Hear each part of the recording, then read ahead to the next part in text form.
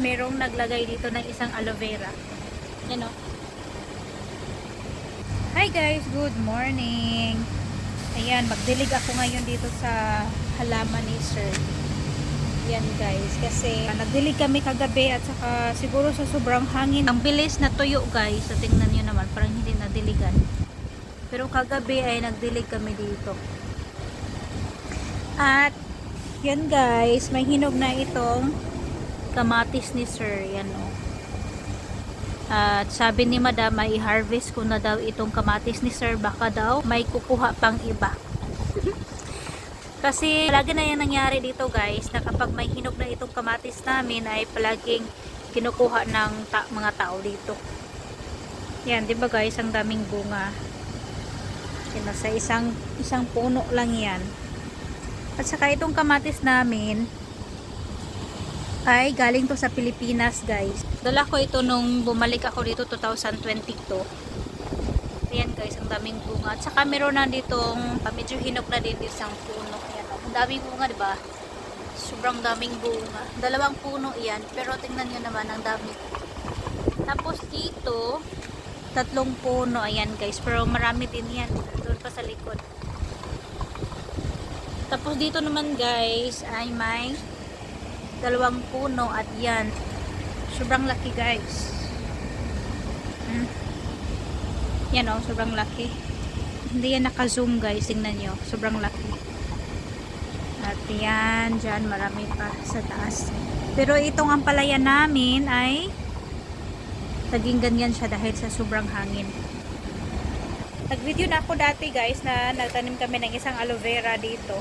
Pero ngayon, nang pumunta ako dito para magdilig guys, merong naglagay dito ng isang aloe vera. Yan o. Merong naglagay dito guys. Siguro gusto niya ipatanim dito.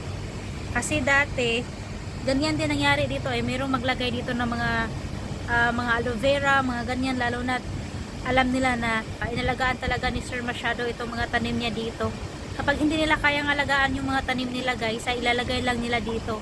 Yung iba nasa pasok pa, ilagay nila dito. Pero ngayon, ganyan siya guys. Ganyan. Ito yung bagong tanim ni Sir nung nag-video ako na tinanim niya. Ito yun. At saka dito, nakalagay lang yan dyan guys. Dyan lang siya nilagay nung nagpunta ako dito para magdilig-dig. Dyan lang siya nakalagay. Yan yung mga kangkong.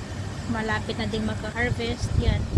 At itong mga sili namin guys, galing Pilipinas din ito, pero hindi maganda yung tubo. So walang chemical yan eh. Yan o.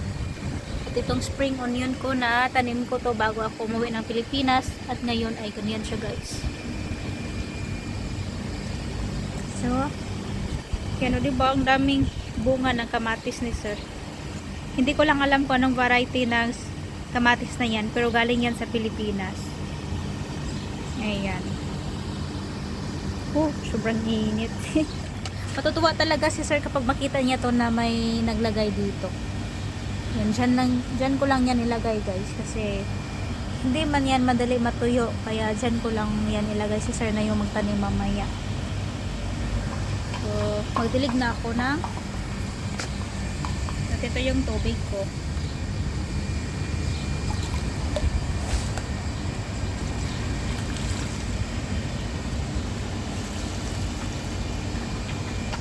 At ayan guys, tapos na ako magdilig at ngayon ay papasok na ako sa loob.